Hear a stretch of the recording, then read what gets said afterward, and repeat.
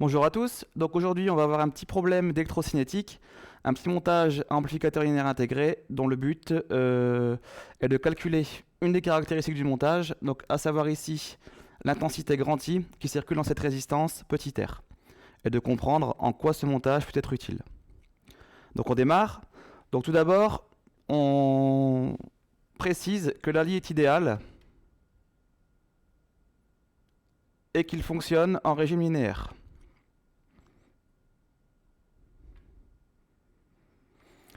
La ligne étant idéale, ça veut dire que les courants de polarisation I- et I+ sont nuls. Et le fait qu'il soit en régime linéaire dû à la boucle de rétroaction négative ici, ça justifie que la tension différentielle d'entrée epsilon est nulle. C'est cette condition-là que j'essaie d'expliciter pour répondre au problème. Donc epsilon étant égal à 0, vous avez le potentiel à l'entrée non inverseuse qui est égal au potentiel à l'entrée inverseuse, soit V plus égale V moins. Donc maintenant, pour expliciter les potentiels V plus et V moins, je vais utiliser le théorème de Millman. Donc tout d'abord, j'explicite V+, j'applique le théorème de Millman en ce nœud-là. Ça me donne E sur grand R plus Vs sur grand R moins I sur 1 sur R plus 1 sur R.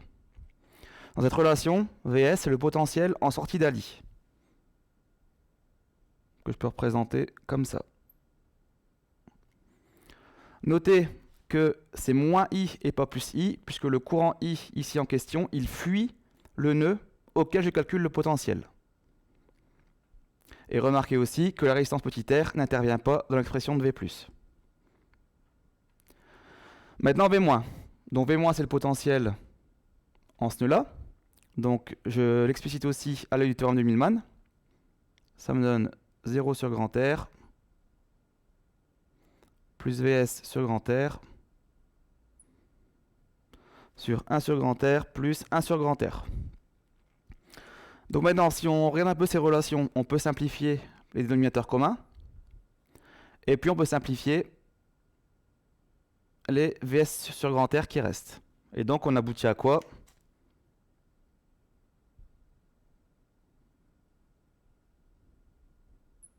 E sur grand R moins I égale à 0. De ce fait, la réponse à la question, c'est que le courant I, il vaut E sur grand R. Bon. Et là, on a répondu à la question, et donc vous voyez que la résolution, elle est quand même super rapide, si on maîtrise bien sûr le théorème de Millman. Cet exercice, bien que pas très compliqué, est souvent source de nombreuses erreurs. Donc en particulier, les élèves mettent un 1 sur R ici, et ça, c'est complètement faux.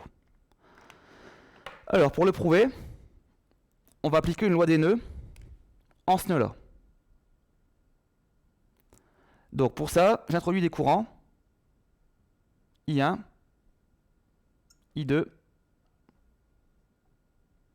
et I3.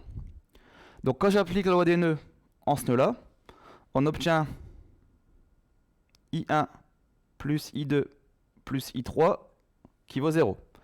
I plus vaut 0, donc lui n'intervient pas dans la loi des nœuds. Donc maintenant, on va essayer d'expliciter ces courants à l'aide de potentiels. Donc pour ça, j'introduis ici cette tension-là, qui n'est autre que V+, le potentiel à ce niveau-là, moins 0, le potentiel à ce niveau-là au niveau de la masse. Et cette tension-là, elle est tout simplement égale à E moins R1. Ensuite, on a cette tension-là qui vaut aussi V+, moins 0. Et puis enfin, j'ai cette tension-là qui vaut aussi V+, moins Vs cette fois. Donc de ce fait, comme ici, V+ est égal à E moins RI1, on a donc le courant I1 qui vaut quoi? Qui vaut E moins V+, sur R.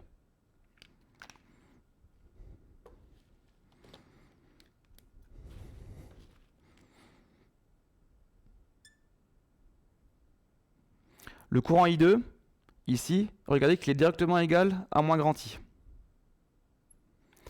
Et le courant I3, lui, il est égal à quoi? Sauf une loi d'Ohm ici, ça va être V plus moins Vs sur moins grand R. Donc en fait, Vs moins V plus sur grand R. Et ça vaut 0.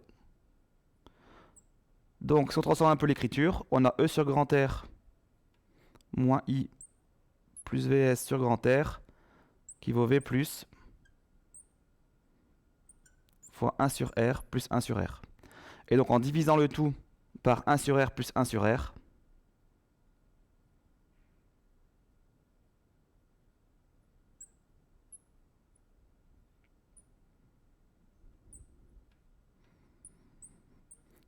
on retrouve bien l'expression de V plus ici, qui est la même que celle-ci. Et donc vous voyez que le 1 sur petit r n'intervient pas. Là on l'a prouvé en appliquant la loi des nœuds directement ici. Donc quand on a un doute dans l'application du théorème de Millman, n'hésitez pas à repasser par une loi des nœuds. C'est beaucoup plus facile. Enfin, il y a quand même moins de chances de se tromper si on ne maîtrise pas le théorème de Millman. Voilà. Et donc maintenant, dernier point, on peut se demander quel est l'intérêt de ce montage. Alors vous voyez que ce montage permet de fournir une intensité I dans une résistance petit r indépendant de la résistance petit r. En fait, on a créé une source de courant parfaite, un générateur de courant parfait, un générateur de courant qui est indépendant de la charge dans laquelle le courant va circuler, uniquement en fonction de petit e et grand R, qui sont des paramètres ici que l'on pourrait éventuellement ajuster pour avoir l'intensité I recherchée. Voilà, merci de votre attention.